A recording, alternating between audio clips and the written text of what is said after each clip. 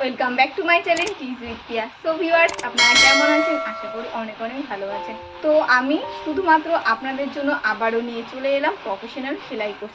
এই কোর্সটিতে আমি আপনাদের A to Z শেখাবো এবং এটা বিনা ইনভেস্টমেন্টে ঘরে বসে শিখে নাও সেলাইয়ের সমস্ত কোর্স।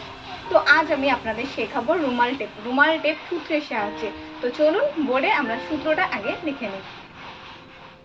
সো ভিউয়ার্স, দেখতে পাচ্ছেন আমি বোর্ডে রুমাল টেপ সমস্তটা এঁকে নিয়েছি। তো দেখুন, এটা হচ্ছে রুমাল, দেখতে পাচ্ছেন এটা হচ্ছে রুমালের ড্রয়িং, চার চৌকো, এটা হচ্ছে রুমালের ড্রয়িং।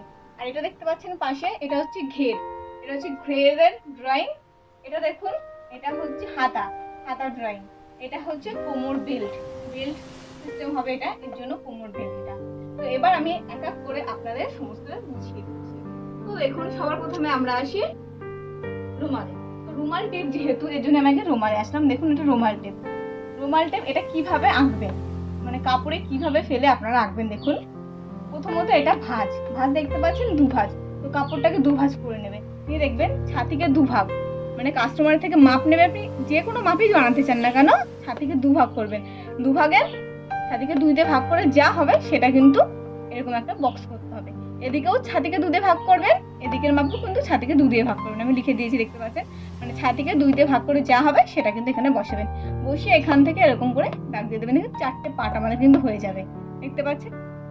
এটা গেল আমাদের রুমাল। আশা করি আপনারা সবাই বুঝতে পেরেছেন এটা। তো আমি আরো একবার বলে দিচ্ছি, এটা ভাঁজে দুভাঁজ, ছাতিকে দুই দিয়ে ভাগ করবেন, যা হবে সেটা কিন্তু এরকম করে বক্স তৈরি হবে।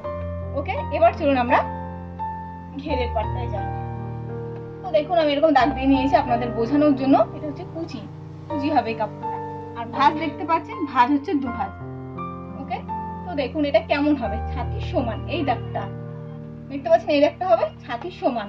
তো আপনারা যখন কাস্টমার থেকে মাপ নেবে, কাস্টমার যে ছাতির মাপটা হবে সেটা কিন্তু ঘিরে ফেলতে হবে। আর ভাঁজ কিন্তু দুভাঁজ করে ফেলবেন।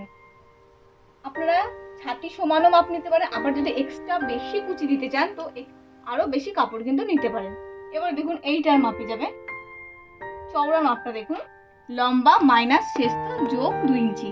তাহলে আপনার লম্বা যত হবে তার থেকে আপনি শেস্তের মাপ মাইনাস করবেন এবং এক্সট্রা 2 ইঞ্চি যোগ করবেন। যে যত হবে তত এই কিন্তু এই দাগটা হবে। এবার দেখুন, এই নিচে 1 ইঞ্চি দিয়েছে, এটা হচ্ছে নিচে আমাদের ঘেরের নিচে মোড়ানোর জন্য 1 ইঞ্চি। তো এটা গেল আমাদের ঘেরের মাপ। এবার দেখুন হাতা। তো দেখতে পাচ্ছেন চওড়ায় কিন্তু 2 ইঞ্চি নেবেন। আর ছাতিকে 4 দিয়ে ভাগ করবেন, দেখতে পাচ্ছেন লেখাটা, আপনারা ফলো করুন। ছাতিকে 4 দিয়ে ভাগ দিয়ে যা হবে সেটা কিন্তু এই লম্বার মাপটা হবে। মানে হাতাটা খুবই সহজ, এটা তো হাতা কাটা হবে, এর জন্য এইটা। তাহলে চওড়ায় কত নেবেন, 2 ইঞ্চি, আর লম্বায় কত নেবেন, ছাতিকে 4 দিয়ে ভাগ করে যা হবে ততটা রাখতে হবে।